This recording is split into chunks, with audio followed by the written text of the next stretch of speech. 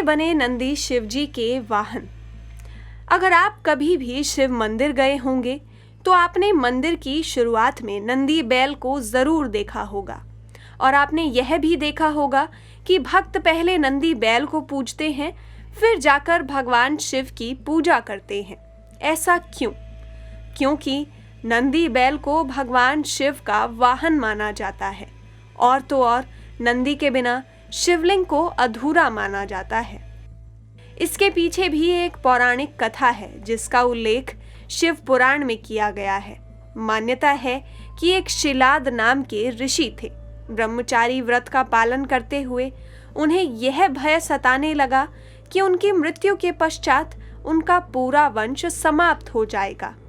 अतः उन्होंने एक बच्चा गोद लेने का मन बनाया।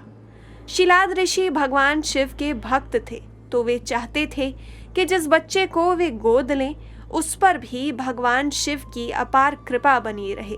ऐसे में उन्होंने भगवान शिव की आराधना करनी शुरू की। ऋषि कठोर तपस्या करते रहे परंतु उन्हें भगवान की कृपा प्राप्त नहीं हुई। ऐसे में उन्होंने अपनी तपस्या और कठोर कर दी क्योंकि वे असामान्य रूप से आध्यात्मिक बच्चा पाना चाहते थे। तो अंत में भगवान शिव ने उन्हें दर्शन दिए। ऋषि खुशी से भगवान के चरणों में गिर पड़े। भगवान शिव ने ऋषि की तपस्या से प्रसन्न होकर उन्हें वरदान दे दिया और शिलाद को नंदी के रूप में एक पुत्र दे दिया। शिलाद ऋषि एक आश्रम में रहते थे और उनका पुत्र भी उन्हीं के आश्रम में रहकर ज्ञान प्राप्त करता था। एक दिन उस आश्रम में मित्र और वरुण नामक दो संत आए और उनकी सेवा करने का जिम्मा नंदी को मिला। नंदी ने पूरी श्रद्धा से उनकी सेवा की, परंतु जाते वक्त संत शिलाद ऋषि को दीर्घायु होने का आशीर्वाद दे गए, परंतु नंदी को नहीं।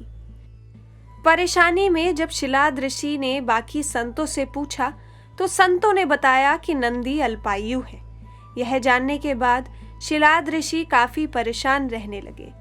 यह देखकर नंदी ने पिता की चिंता का कारण पूछा तो शिलाद ऋषि ने नंदी को सच्चाई बताई।